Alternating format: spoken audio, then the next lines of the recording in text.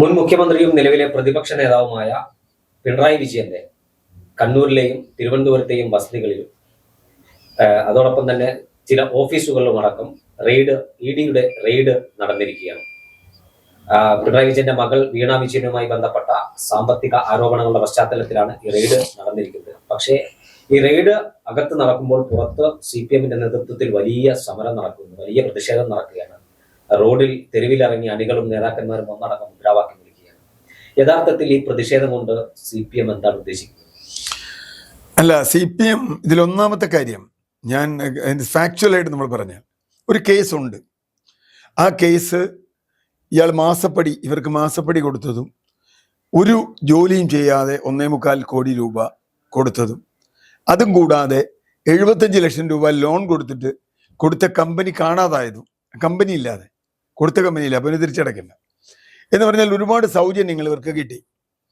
ED ആദ്യമേ ചോദിച്ചത് എന്തിനാണ് ഈ പണം കൊടുത്തത്? SFIയും ചോദിച്ചു. കാരണം കമ്പനീസ് നിയമപ്രകാരം ഏതെങ്കിലും ചിലവ് കാണിക്കുമ്പോൾ ചില ചിലവുകൾ അവർ ഇതിൽ നിന്ന് ഒഴിവാക്കി കൊടുക്കും, ലാഭം എന്നതിൽ നിന്ന് ഒഴിവാക്കി കൊടുക്കും. അങ്ങനെ ഒഴിവാക്കി കൊടുത്ത 132 കോടി രൂപയുടെ കണക്ക് ഇവർ പരിശോധിച്ചപ്പോൾ ഇന്ററിം സെറ്റിൽമെന്റ് കൊടുത്തപ്പോഴാണ് ഇങ്ങനൊരു ഇടപാട് അതിൽ കണ്ടത്.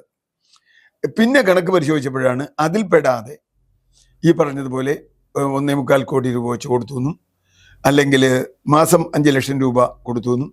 അതെന്തിനാണെന്ന് ചോദിച്ചപ്പോൾ സോഫ്റ്റ്വെയർ സപ്പോർട്ട് എന്നാണ് പറഞ്ഞത്.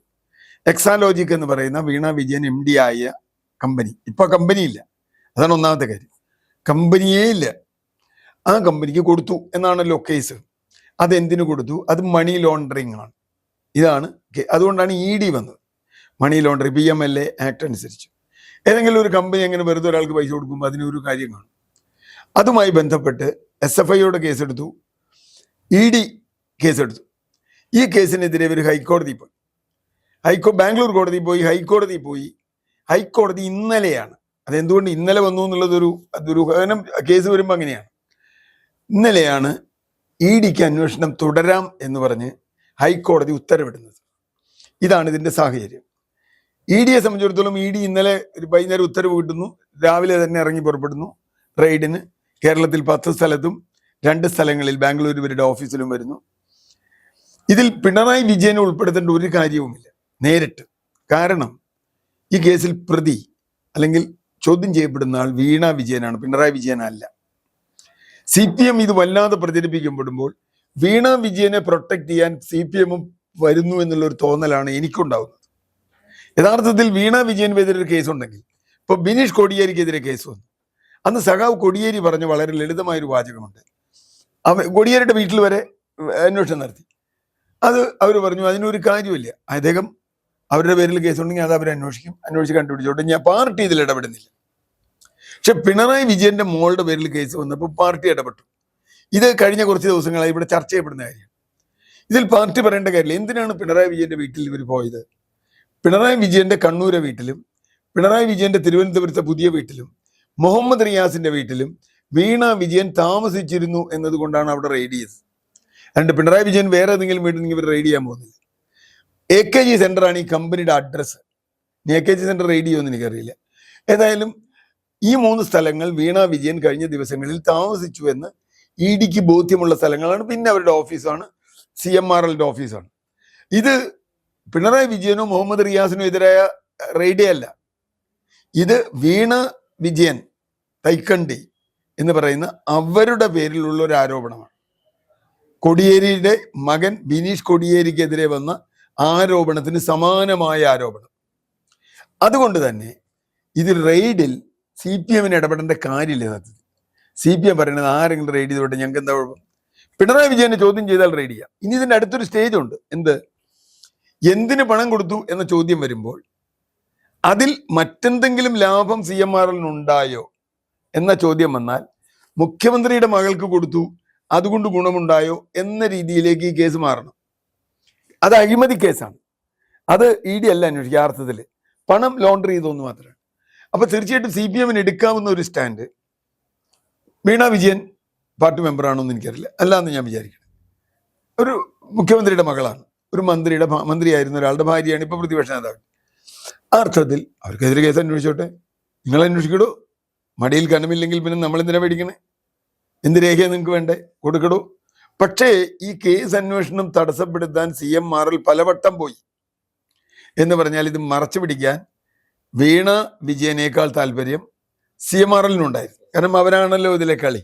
അപ്പൊ ഇവർക്ക് വേണ്ടിയാണ് ഇത് പോയി എന്നുള്ളൊരു തോന്നലുണ്ടായിരുന്നു. അത് സ്റ്റേ ചെയ്തപ്പോൾ പാർട്ടി ഹാൻഡിലുകൾ കൈയടിച്ചത് നമ്മൾ കണ്ടതാണ്. ED കേസ് വെള്ളത്തിൽ പോയി. രണ്ടാമത്തെ കാര്യം, ഞാൻ ED ഒരു ആരാധകനല്ല. എനിക്ക് ED ഒരു ബഹുമാനവും ഇല്ല.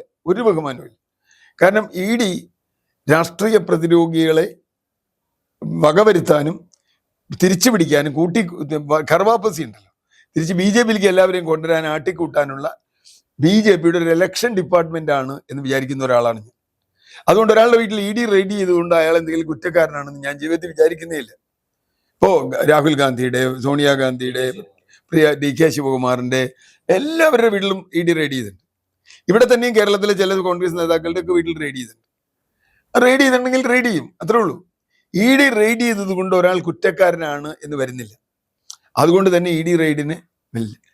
പ്രധാനപ്പെട്ട മറ്റൊരു കാര്യം, ED ഇതുവരെ എടുത്ത കേസുകളിൽ 2% പോലും കൺവിക്ഷൻ ഇല്ല. ശിക്ഷിക്കപ്പെടാനുള്ള സാധ്യത വളരെ കുറഞ്ഞാണ് EDയുടെ കേസുകൾ. അതുകൊണ്ട് തന്നെ CPM ഇതിനെ ഇത്തരത്തിൽ വ്യാഖ്യാനിക്കേണ്ടിരുന്നില്ല. അതും കടന്ന് CPM വേറൊരു വ്യാഖ്യാനത്തിലേക്ക് എത്തി എന്നുള്ളതാണ് അതിൽ ഏറ്റവും വിചിത്രമായ കാര്യം. അതെന്താ? സതീശനും ഡൽഹി പോയതുകൊണ്ടാണ് ഇത് വന്നതെന്നുള്ളതാണ് ഏറ്റവും വിചിത്രം. സതീശൻ ഡൽഹി പോയതാണോ ഇന്നലെ ഹൈക്കോടതി വിധി ഉണ്ടായത്? ഇന്നലെ ഹൈക്കോടതി വിധി ഉണ്ടായിട്ടാണ് ഇത് സംഭവിച്ചതെന്ന് പറയാനുള്ള സത്യസന്ധത പാർട്ടിക്കാർ കാണിക്കണമായിരുന്നു. ഹൈക്കോടതിക്കെതിരെ വേണ്ടി നമുക്ക് സമരം ചെയ്യാൻ നമ്മൾ പണ്ടും ചെയ്തിട്ടുണ്ട്. പക്ഷേ ഹൈക്കോടതി ഇന്നലെ EDക്ക് അന്വേഷണം തുടരാം എന്നൊരു ഓർഡർ കൊടുത്തത് തീർച്ചയായും ഇതിൽ പ്രധാനമാണ്. അതുകൊണ്ട് സതീശന്റെ ഡൽഹിക്ക് പോക്കും മുഖ്യമന്ത്രി ഡൽഹിക്ക് പോയതുകൊണ്ട് ഇവിടെ ഉണ്ടായിരുന്നൊന്നും പറയാൻ പറ്റില്ല. മറ്റൊരു കാര്യം, രാഹുൽ ഗാന്ധി എന്തുകൊണ്ട് പിണറായി വിജയനെ അറസ്റ്റ് ചെയ്യുന്നില്ല എന്ന് ചോദിച്ചു എന്നാണ്. ഒരു കാര്യം ചോദിക്കട്ടെ, രാഹുൽ ഗാന്ധിയും CPMഉം കോൺഗ്രസും CPMഉം ഒന്നിച്ച് BJPക്കെതിരെ സമരം ചെയ്യുന്ന കേരളത്തിലേക്ക് വന്നാൽ രാഹുൽ ഗാന്ധിയുടെ DNA പരിശോധിക്കണം. പറഞ്ഞതാരായാലും എൻഡോഴ്സ് ചെയ്ത് പിണറായി വിജയനും കൂടിയാണ്. രാഹുൽ ഗാന്ധി പപ്പുവാണ്. രാഹുൽ ഗാന്ധിക്ക് രാഷ്ട്രീയ വിവരമില്ല. രാഹുൽ ഗാന്ധി ഇതാണ്. എത്ര അയാൾ പൊറോട്ട തിന്നാനോ ചപ്പാത്തി തിന്നാനോ വരുന്ന ആളാണ്, പഴംപൊരി തിന്നാൻ വരുന്ന ആളാണ് എന്നൊക്കെ എത്ര പ്രാവശ്യം ഇവിടുത്തെ CPMകാർ വിമർശിച്ചിട്ടുണ്ട്, മുഖ്യമന്ത്രി അടക്കം. അപ്പോ തീർച്ചയായും അദ്ദേഹത്തിന്റെ പകരമായിരിക്കും ഇത് വേറൊരു ചോദ്യമാണ്. മാത്രമല്ല BJP എന്തുകൊണ്ട് CPMനെ വിമർശിക്കുന്നില്ല? CPM BJP ഡീലുണ്ട് എന്ന് പറയുമ്പോൾ തീർച്ചയായും 40 തവണ പിണറായി വിജയന്റെ കേസ് CBI മാറ്റിവെച്ചിട്ടുണ്ട് സുപ്രീം കോടതിയിൽ, ലാവ്ലിൻ കേസ്. ഇതൊക്കെ വായിക്കുമ്പോൾ സ്വാഭാവികമായും നമുക്ക് തോന്നാം അതാണോ. അതുകൊണ്ട് പറഞ്ഞിട്ടുണ്ടെങ്കിൽ അത് ഇതിനൊരു തെളിവല്ല. ഇവിടെ ഹൈക്കോടതി വിധി വളരെ കൃത്യമാണ്. ഇന്നലെയാണ് വന്നത്. EDയുടെ ഒരു രീതിയാണ് ഇന്നലെ വിധി വന്നത്, രാവിലെ അന്വേഷിക്കുക. കാരണം ഇനി അതിന് അപ്പീൽ പോയി കേസൊക്കെ എടുത്തു വരുന്നതിന് മുമ്പ് ഒരു അന്വേഷണം കഴിയും. ED എന്ത് കുന്തം കിട്ടിയെന്ന് എനിക്കറിയില്ല. EDക്ക് കിട്ടിയിട്ടുണ്ടോന്നും അറിയില്ല. ED കിട്ടാൻ സാധ്യത കുറവാന്ന് വിചാരിക്കുന്ന ഒരാളാണ് ഞാൻ. കാരണം അത്ര പൊട്ടന്മാരൊന്നും അല്ല ഈ അഴിമതി ചെയ്യാൻ പോണ ആൾ. അതിന്റെ രേഖയൊക്കെ എന്താ ഫ്ലോപ്പി ഡിസ്കിൽ വെച്ചുകൊണ്ടിരിക്കുക, അല്ലെങ്കിൽ ഹാർഡ് ഡിസ്കിൽ വെച്ചുകൊണ്ടിരിക്കുക, അതൊന്നും ഉണ്ടാവില്ല. അപ്പോൾ എനിക്ക് തോന്നുന്നില്ല EDക്ക് എന്തെങ്കിലും ഇതിൽ കിട്ടുമെന്ന്. പക്ഷേ അടിസ്ഥാനപരമായൊരു ചോദ്യമുണ്ട്, എന്തിന് പണം കൊടുത്തു എന്ന് പ്രൂവ് ചെയ്യേണ്ട അവസ്ഥ. അത് തെളിയിക്കാൻ കഴിഞ്ഞില്ലെങ്കിൽ മണി ലോണ്ടറിങ്ങിന് കേസുണ്ടാവും. കാരണം ഒരു കമ്പനി വെറുതെ വഴിയിൽ പോണ ഒരാൾക്ക് 5 ലക്ഷം രൂപ വെച്ച് മാസം കൊടുക്കുക, 1.25 കോടി കൊടുക്കുക, 75 ലക്ഷം രൂപ ലോൺ കൊടുക്കുക എന്നൊക്കെ പറഞ്ഞാൽ മനുഷ്യന് വിശ്വസിക്കാൻ പറ്റില്ല. അതുകൊണ്ട് ആ PMLA ആക്ട് അനുസരിച്ചുള്ള കേസ് EDക്ക് എടുക്കാം, EDക്ക് പോവാം. അത് VD സതീശന്റെ മേലോ കോൺഗ്രസിന്റെ മേലോ ബാക്കി ആരുടെ മേലോ ഇടേണ്ട ഒരു കാര്യമില്ല. കാരണം ഇതിന്റെ 10 ഇരട്ടി റെയ്ഡ് കണ്ടവരാണ് കോൺഗ്രസ്സുകാർ ഇന്ത്യയിൽ. അരവിന്ദ് കെജ്രിവാളിന്റെ എതിരെ റെയ്ഡ് വന്നു. ഇവിടെ ഒരു പ്രധാന പ്രശ്നമുള്ളത്, BJPക്കെതിരായ ഇന്ത്യ മുന്നണിയിൽ തർക്കമുണ്ടാക്കാൻ BJP ശ്രമിക്കുമെന്ന കാര്യത്തിൽ തർക്കമില്ല. പക്ഷെ ഒരു ചോദ്യമുണ്ട്, പിണറായി വിജയൻ ഇന്ത്യ മുന്നണിയിൽ ഉണ്ടോ എന്ന ചോദ്യം ഞാൻ മുമ്പ് ചോദിച്ചിട്ടുണ്ട്. ഏതെങ്കിലും ഇന്ത്യ മുന്നണി കാൻഡിഡേറ്റിന് വേണ്ടി പിണറായി വിജയൻ ഇന്ന് വരെ പ്രവർത്തിച്ചിട്ടുണ്ടോ? ചെയ്തിട്ടില്ല. അദ്ദേഹം തമിഴ്നാട്ടിൽ അദ്ദേഹം പോയിട്ടില്ല, ബംഗാളിൽ പോയിട്ടില്ല, രാജസ്ഥാനിൽ കഴിഞ്ഞ ലോക്സഭാ തെരഞ്ഞെടുപ്പ് കഴിഞ്ഞ് പോയിട്ടില്ല. അപ്പൊ ഇവിടെയൊക്കെ ഇന്ത്യ മുന്നണി മത്സരിക്കുക. അപ്പൊ ഇവിടുന്ന് സതീശൻ പോയിട്ടുണ്ട്, ഉമ്മൻചാണ്ടി മുമ്പ് പോയിട്ടുണ്ട്, മറ്റു പലരും പോയിട്ടുണ്ട് തമിഴ്നാട്ടിലേക്ക്. അവർ പല മണ്ഡലങ്ങളിലും പ്രചരണം നടത്തിയിട്ടുണ്ട്. എനിക്ക് തോന്നുന്നു രാജ്മോഹൻ ഉണ്ണിത്താനോ ഒക്കെ കർണാടകയിൽ അവിടെ ഇവിടെയൊക്കെ പോയിട്ടുണ്ട്. പക്ഷെ പിണറായി വിജയൻ ഒരു ഇന്ത്യ മുന്നണി സ്ഥാനാർത്ഥിക്ക് വേണ്ടി സ്വന്തം പാർട്ടിയുടെ, തമിഴ്നാട്ടിൽ CPM മത്സരിച്ചല്ലോ, സ്വന്തം പാർട്ടിയുടെ ഇന്ത്യ മുന്നണി സ്ഥാനാർത്ഥിക്ക് വേണ്ടി പോലും പിണറായി വിജയൻ അവിടെ പോയിട്ടില്ല. എന്ന് പറഞ്ഞാൽ ഇന്ത്യ മുന്നണി എന്ന് പറയാൻ പിണറായി വിജയൻ എന്തെങ്കിലും അധികാരമുണ്ടോ എന്ന് എനിക്കറിയില്ല. MA ബേബി പോയിട്ടുണ്ടാവും, ഇല്ല എന്ന് ഞാൻ പറയണില്ല. അപ്പൊ അതുകൊണ്ട് ഇത് BJP CPM-നെതിരായി ചെയ്യുന്ന അല്ല എന്ന് ഞാൻ പറയുന്നില്ല. പിണറായി വിജയൻ അവർക്ക് പല ലക്ഷ്യങ്ങളുണ്ടാവാം, അവർക്ക് ലക്ഷ്യങ്ങളില്ല എന്ന് പറയാൻ പറ്റില്ല. സംഘപരിവാറിന്റെ ലക്ഷ്യങ്ങൾ കണ്ടെത്തുക അത്ര എളുപ്പമല്ല. അപ്പൊ ഒറ്റ ഉദാഹരണം കൂടി പറയാം. പിണറായി വിജയനെതിരായി ആക്രമണം വരുന്നു. ഇവിടെ സംഭവിക്കാവുന്ന ഒരു കാര്യം, പിണറായി വിജയനെതിരെ കേരളത്തിലെ ഏതാണ്ട് എല്ലാ ജില്ലാ കമ്മിറ്റികളും ഒരുപോലെ എതിർപ്പ് പറഞ്ഞിട്ടുണ്ട്. ഈ തെരഞ്ഞെടുപ്പ് തോൽവിയിൽ പിണറായി വിജയനുള്ള പങ്ക്, MP ഗോവിന്ദനുള്ള പങ്കും പറഞ്ഞിട്ടുണ്ട്. ഇപ്പൊ രാകേഷിനെ പോലെ പിണറായിയുടെ ഹാർഡ് കോർ സപ്പോർട്ടേഴ്സ് തെരഞ്ഞെടുപ്പിന് ശേഷം നടത്തിയ പ്രസ്താവനയെ കുറിച്ച് കേരളത്തിൽ വളരെ വിമർശനാത്മകമായി ഇസ്ലാമോഫോബിയ പറയുന്ന ഒരു പ്രസ്ഥാനമാണ്. ഇന്ന് രാകേഷ് ഒരു കാര്യം പറഞ്ഞിട്ടുണ്ട്, അതും കൂടി ചേർത്ത് വായിക്കണം. BJPക്ക് പിടിക്കാനുള്ളത് ഞങ്ങളുടെ വോട്ടാണ്, അതുകൊണ്ടാണ് പിണറായി വിജയൻ അറ്റാക്ക് ചെയ്യുന്നത്. അതിലൊരു സത്യമുണ്ട്. കാരണം ഇനി BJPക്ക് കേരളത്തിൽ വളരണമെങ്കിൽ പല പ്രാവശ്യം പറഞ്ഞൊരു കാര്യമാണ്, CPM-ന്റെ വോട്ടിന് കിട്ടും. ഹിന്ദു വോട്ട് ഇനിയുള്ളത് CPM-നാണ്, പിന്നോക്ക ഹിന്ദു വോട്ട്. ആ വോട്ടുകൾ അവർ കണ്ണുവച്ചിട്ട് കുറെ കാലമായി. ഇപ്പം എന്ത് സംഭവിക്കും? പിണറായിക്ക് വേണ്ടി പാർട്ടിയുടെ സംഘടനാ രൂപം എന്താ പറയുക സെക്യൂരിറ്റി ഒരുക്കിയാൽ സംഭവിക്കാൻ പോകുന്നത് പിണറായി എതിർക്കുന്ന വോട്ടുകൾ BJPയിലേക്ക് പോകാനാണ്. അങ്ങനെ ഒരു സാധ്യതയുണ്ട്. CPM-ആണത് കാണേണ്ടത്, നമുക്ക് പറയാൻ പറ്റില്ല. പിണറായി വിജയനെതിരെ കേസ് വന്നിട്ടില്ല. പിണറായി വിജയൻ ഈ കേസിൽ പ്രതിയല്ല, വീണ വിജയനാണ് പ്രതി എന്നതുകൊണ്ട് വീണ വിജയൻ അല്ലെങ്കിൽ റിയാസിന്റെ ഭാര്യ, ആ അർത്ഥത്തിൽ ഞാൻ പറയുന്നത് റിയാസിന്റെ ഇതിൽ പങ്കുണ്ടെന്ന് ഞാൻ പറഞ്ഞില്ല.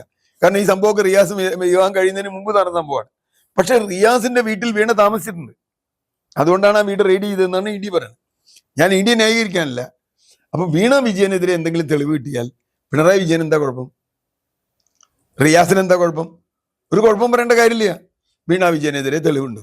വീണ വിജയന് ഞാൻ നേരത്തെ പറഞ്ഞില്ലേ, ബിനേഷ് കോടിയേരി 1 വർഷത്തിലധികം കാലം ഇവിടെ പരപ്പനഹള്ളി ജയിലിൽ കിടന്നില്ലേ, കർണാടകയിൽ? ആർക്കെങ്കിലും വല്ല പ്രശ്നം ഉണ്ടായി? കോടിയേരി ബാലകൃഷ്ണൻ എന്തെങ്കിലും അദ്ദേഹത്തിന് കുറവുണ്ടായി? ഉണ്ടായില്ലല്ലോ. അദ്ദേഹം അത് വളരെ ക്ലീൻ ആയിട്ട് പറഞ്ഞു, എൻ്റെ മകന് കുറ്റം ചെയ്തിട്ടുണ്ടെങ്കിൽ അവനെ ശിക്ഷിക്കും, ഫിനിഷ്ഡ്. പാർട്ടി അതിന് സംരക്ഷണം കൊടുക്കണ്ട. ഇവിടെ ഇപ്പൊ ഈ വീണ വിജയൻ എന്തെങ്കിലും തെറ്റ് ചെയ്തു എന്ന് കണ്ടെത്തിയാലോ ഈ പാർട്ടി ആരോട് മറുപടി പറയും? ഈ പാർട്ടി എന്ത് മറുപടി പറയും? എനിക്കറിയില്ല. എത്തിന്ന് വെക്കുക, എത്തിക്കഴിഞ്ഞാൽ പാർട്ടി ചെയ്ത പ്രൊട്ടക്ഷൻ മുഴുവൻ പാർട്ടിക്ക് ദോഷമല്ലേ? അപ്പൊ പാർട്ടിയെ സംബന്ധിച്ചിടത്തോളം ഇതിൽ ഞങ്ങൾക്ക് വീണ വിജയന്റെ ഇടപാടിൽ പങ്കില്ല, പാർട്ടിയുടെ അല്ല. ആകെയുള്ള ഒരു പ്രശ്നം AK സെന്ററാണ്, ഓഫീസിന്റെ അഡ്രസ് ഉള്ളതാണ്. അതൊരു പക്ഷേ കൊടുത്തിട്ടുണ്ടാവാം. ഇപ്പൊ ഇപ്പൊ എന്താ പ്രശ്നം വെച്ചാൽ എക്സാലോജിക്കില്ല, CMRL-ന്റെ മറ്റേ ആ ഗ്രൂപ്പുകളൊന്നുമില്ല, ഒരു കമ്പനി ഇപ്പം ഇല്ല. എന്താ അവർ അപ്രത്യക്ഷമായത്? ഈ കമ്പനികൾ ഇങ്ങനെ ഇല്ലാണ്ടായത്, കാശ് മേടിച്ചിട്ടില്ലാതായത്. ഇതിന്റെ കൂടെയാണ് ആലപ്പുഴ തോട്ടപ്പള്ളിയിൽ കരിമണൽ ഖനനത്തിന് കർത്താവിന് വേണ്ടി അനുമതി കൊടുക്കുന്നത്. അതും നിയമപരമായ ഖനനത്തിനല്ല, ഡിസാസ്റ്റർ മാനേജ്മെന്റ് എന്ന പേരിലാണ് കൊടുക്കുന്നത്. അവിടെ ഖനനാനുമതിയില്ല, ഇതാണ് മിനറൽ സാൻഡാണ്, ആറ്റോമിക് എനർജിയുടെ അനുമതി വേണം, പൊല്യൂഷൻ കൺട്രോൾ ബോർഡിന്റെ അനുമതി വേണം, തീരദേശ നിയമം ബാധകമാണ്. അവിടെ ഒരു അനുമതി ഇല്ലാതെ അങ്ങ് ചെയ്തു. എന്താ കാര്യം? Disaster management. കുട്ടനാട്ടിലെ വെള്ളപ്പൊക്കം കളയാൻ തോട്ടപ്പള്ളിയിൽ നിന്ന് മണലെടുത്താൽ മതി എന്നാണ് ന്യായം. അതല്ല എന്നുള്ളത് ഇത് കന്ന് പൊട്ടനും അറിയാം. തോട്ടപ്പള്ളിയിൽ നിന്ന് മണലെടുത്തുകൊണ്ട് കുട്ടനാട്ടിൽ വെള്ളപ്പൊക്കം കുറഞ്ഞില്ല. കുട്ടനാട്ടിൽ ഇപ്പോഴും 2 മഴ പെയ്താൽ വെള്ളം പൊങ്ങും. അതുകൊണ്ട് കുട്ടനാട്ടിൽ വെള്ളപ്പൊക്കം കഴിഞ്ഞാൽ വേറെ പണിയാണ്. അതിന് MS സ്വാമിനാഥനൊക്കെ ചില കാര്യം പറഞ്ഞിട്ടുണ്ട്, അതൊക്കെ ചെയ്യണം, അതൊന്നും ചെയ്തിട്ടില്ല. അപ്പൊ പ്രശ്നം എന്താ? ഇവിടെ ഈ കരാർ മുഖ്യമന്ത്രി നേരിട്ട് ഇടപെട്ട് ഡിസാസ്റ്റർ മാനേജ്മെന്റ് വഴി അനുമതി കൊടുത്ത്, കളക്ടർക്ക് അനുമതി കൊടുത്ത് ഈ മണൽ ഖനനം ചെയ്ത് IRED ഒക്കെ പേരിൽ എവിടേക്കൊക്കെയോ പോകുന്നുണ്ട്. അതുകൊണ്ട് അവിടുത്തെ ജനങ്ങൾ അതിനെതിരെ സമരത്തിലുമാണ്. അങ്ങനെ ഒരു ഘട്ടത്തിൽ ഈ അനുമതി കൊടുത്തത് ഇതുമായി ബന്ധമുണ്ടോ എന്ന അന്വേഷണമൊക്കെ വന്നാൽ പ്രശ്നമാണ്. പക്ഷെ ഒരു കാര്യം ഞാൻ ഉറപ്പായി പറയാം, അവസാനം കേരളത്തിൽ ഇപ്പോഴുള്ള UDF സർക്കാർ ഇത് അന്വേഷിക്കില്ല. അതിന് കാരണം CMRL-ന്റെ ഭക്തന്മാരാണ് ഇപ്പൊ UDF-ലുള്ള മിക്കവാറും ആളുകളും. ആഭ്യന്തരമന്ത്രിയുടെ പേര് അതിൽ വന്നിട്ടുണ്ട്, വ്യവസായ മന്ത്രിയുടെ പേര് അതിൽ വന്നിട്ടുണ്ട്. അപ്പോ എനിക്ക് തോന്നുന്നില്ല CMRL-നെതിരായി എന്തെങ്കിലും ചെയ്യാനുള്ള സാധ്യത. മാത്യു കുഴൽനാടനും VM സുധീരനും എന്തൊക്കെ പറഞ്ഞാലും, സതീശന്റെ നിലപാട് എനിക്കറിയില്ല, സതീശന്റെ നിലപാട് എന്താണെന്നറിയില്ല, പറഞ്ഞാലും CMRL-ന് ദോഷം ഉണ്ടാക്കുന്ന ഒരു കാര്യവും ഇവിടുത്തെ UDF ഗവൺമെന്റിന്റെ ആഭ്യന്തര വകുപ്പ് ചെയ്യില്ല എന്ന കാര്യത്തിൽ എനിക്ക് ഉറപ്പുണ്ട്. അതുകൊണ്ട് കോൺഗ്രസിനെ കുറ്റപ്പെടുന്നതിൽ UDF-നെ കുറ്റപ്പെടുന്നതിൽ ഒരു കഥയുമില്ല.